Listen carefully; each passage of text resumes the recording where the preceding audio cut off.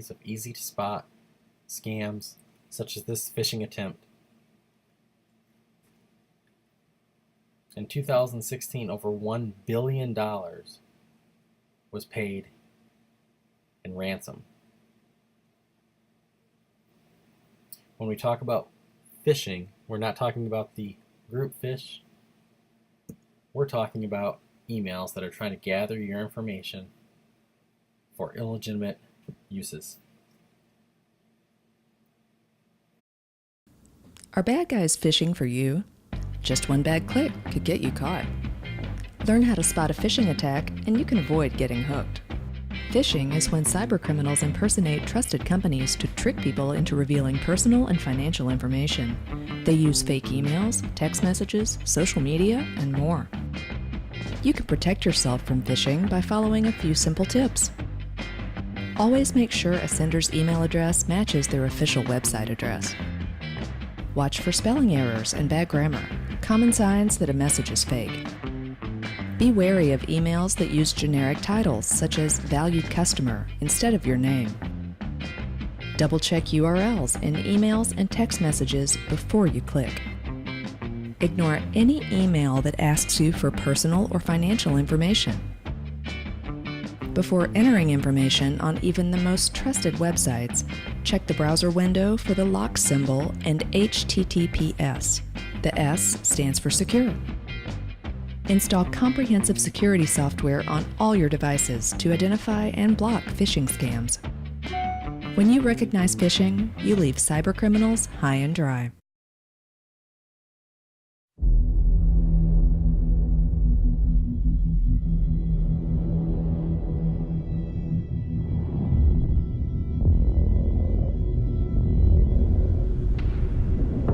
Sheep never realize there's a wolf around until it's too late. And they do exactly what the wolf expects them to do. They run into each other or fall down. They become dinner. Time to eat. They've got no idea I use my phone to hack the OS on that printer over there. And why would they? Not one printer in this place has built-in malware protection. Now, while they're all busy watching a little something I threw up on the control panel, just look at your screen. I can intercept all their print jobs until I find the info I'm looking for. Ooh, yeah, today's somebody's birthday. Perfect. The really good stuff is upstairs. The kind of stuff that could destroy any future this grand financial institution could hope to have.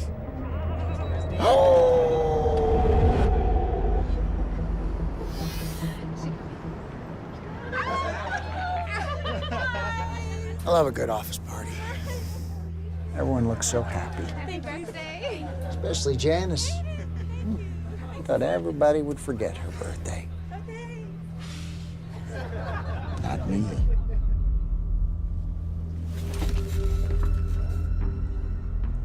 Look, Janice, just got an email. What's that? A gift certificate from your favorite spa to honor the big day? How thoughtful. Now all you gotta do is print it. Oh, come on, Janice. It's legit. You just gotta print it out. Come on. We all know you love a good foot rub. That's it. Now I have access to every computer on the network. How, you ask? Well, none of the printers here automatically monitor for threats, so that gift certificate I just sent Janice to print was actually hiding my malware in the print stream, bypassing the company's security. Which means now I can use the printer to get around the firewall and, surprise, access all the unencrypted data and route it to myself. I know it's a mouthful, but it's actually really simple. Because these guys don't automate their security monitoring, not only can I see every document that gets printed in this place, I can see all the good stuff hiding on their computers, too. Now it's a party.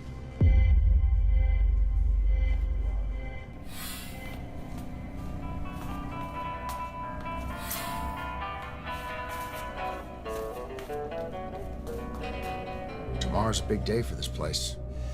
Looks like they've got a presentation to their most important client about a confidential private stock offering. Sure hope everybody's getting a good night's sleep. They are gonna need it. It's funny how much stuff people leave in the office, huh? It's like they want me to take their personal information. I'm Mr. Vice President of blah, blah, blah, and my life is ruined. These folks have no idea that when they come to work in the morning, I not only have helped myself to their personal identities, but I've gotten hold of their clients' most sensitive financial information. The ironic thing is these guys probably spent a fortune securing their network and their servers. But because no one bothered to arm any of these PCs with the BIOS defense system, my malware is free to do its thing. Oh!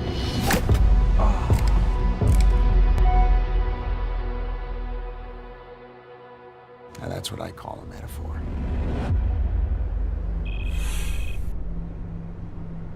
Oh yeah, no, there's a lot riding on this meeting. You might even say the future of both companies. I had some huge elaborate plan to worm my way into the video conference, but turns out I didn't have to. See this dude over my shoulder here? Guy who looks like he's about to wet his pants? Well, he was so nervous, he forgot to pick up the key part of the presentation right off the printer. So now, it's just sitting here, waiting for anybody with an axe to grind to pick it up and share it with someone like me. Because this bad boy doesn't have user authentication, it's easy for print jobs like these to go unclaimed. Bingo. First, I got control of their printers. Then, I got control of their network. Then, I got control of their data. And now, this. All the juicy details of a major acquisition. You can see where they wanted to keep it quiet. Along with everything else I've stolen from this place, these guys are in for a really bad day. Truth is, I don't really have anything against them. And they seem like perfectly nice people. But that's beside the point. Why am I exposing one of the financial world's most important secrets? Because I can.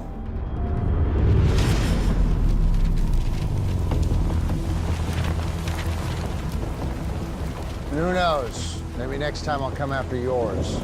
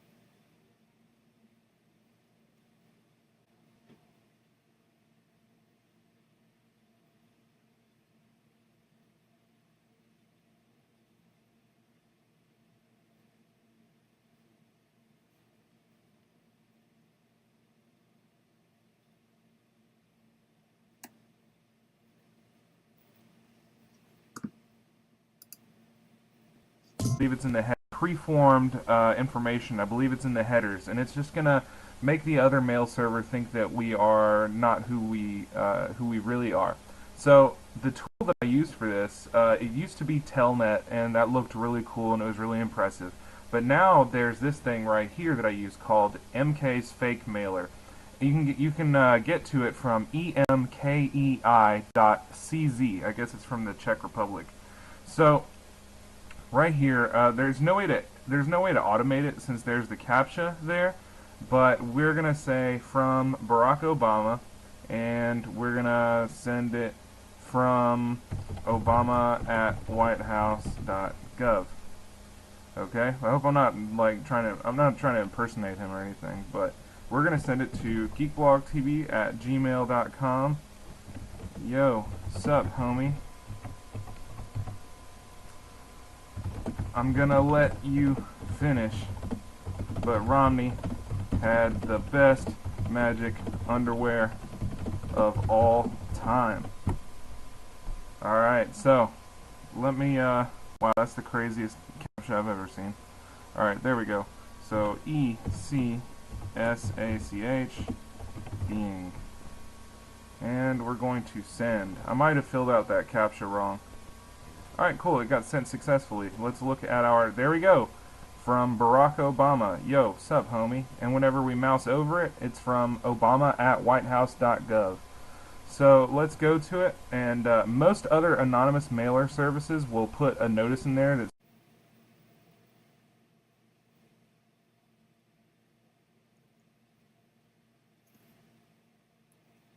Here we can see this U.S. faculty at HHPrep, and then if we were to look down here, it actually says mail U.S. faculty at hhprep.org. So we know that's a legit link. It's not being spoofed. How is link spoofing accomplished? Very simple. I go into an email, I type something, I just change the link where I want it to go.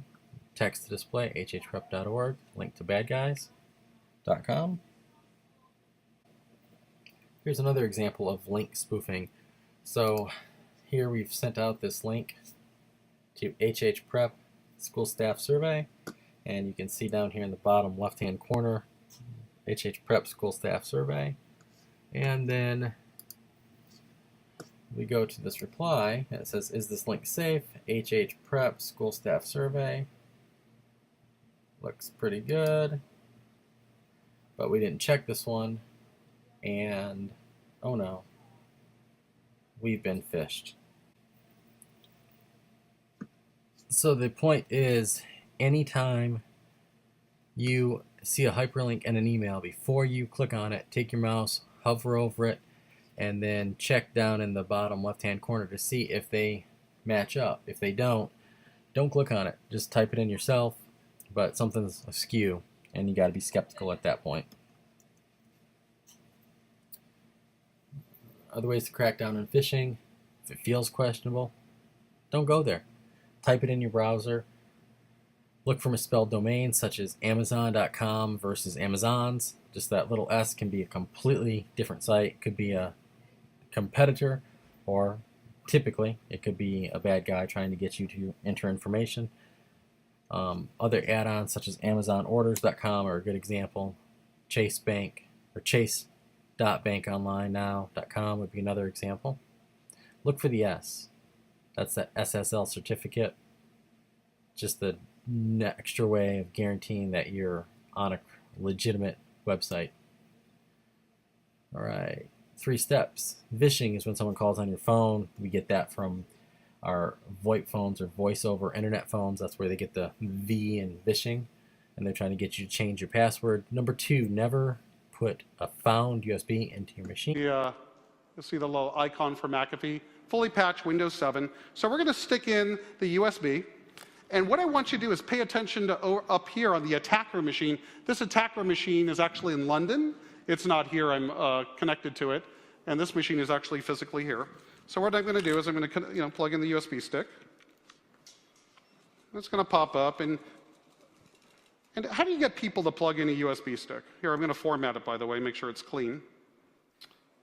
And then we'll discuss how to get people to plug these things in.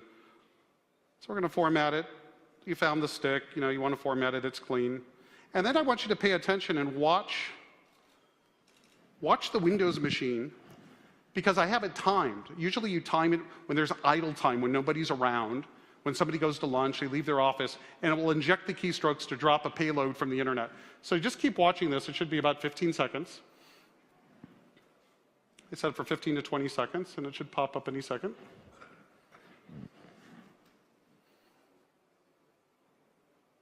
There it goes. That's it. But that would happen not immediately. Of course, when I'm doing this demo, I do it right here in front of you. And in a second, we should see the Trojan pop up here. Give it a second. Sometimes takes 20 seconds. And it's a rootkitted Trojan. There it is. Right? So this machine isn't even in our building. This is in London. And this is a piece of malware you don't want on your system. Basically, if we... All right, so let's start with step 3. Sometimes you'll see stuff in your email that actually looks like it's a download, an attachment that you're supposed to download, but it's really just the hyperlinked picture. Let's take a quick look. So here's an example. This would be in Google Mail, Gmail. And so if I take my cursor and hover over this, it's probably going to give me a little preview, and then I take it off, and it's going to look like this, and then kind of back and forth. However, sometimes we just see this, and we're so used to just saying, oh, I know that's an Excel file, I've got to download it and get started on my job today. And we click on it, and it's actually just nothing more than a picture, a screenshot that they've cropped this size that has a hyperlink behind it. So once I click on it, I've basically opened Pandora's box. I've clicked on their hyperlink, and now they can start installing stuff on my computer. All right, so we've talked a little bit about phishing. Let's get another term here. Spear phishing is when they personally attack you. They might email you, they might call you, might text you, but they're really going hard after just you trying to get information. And then we also have a term called whaling, and that's when they go after high-level execs or administration staff.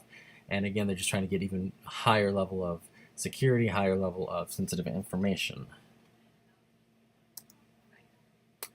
Can whales be spear phished? Yes, definitely. That would be a successful way of getting higher level of information.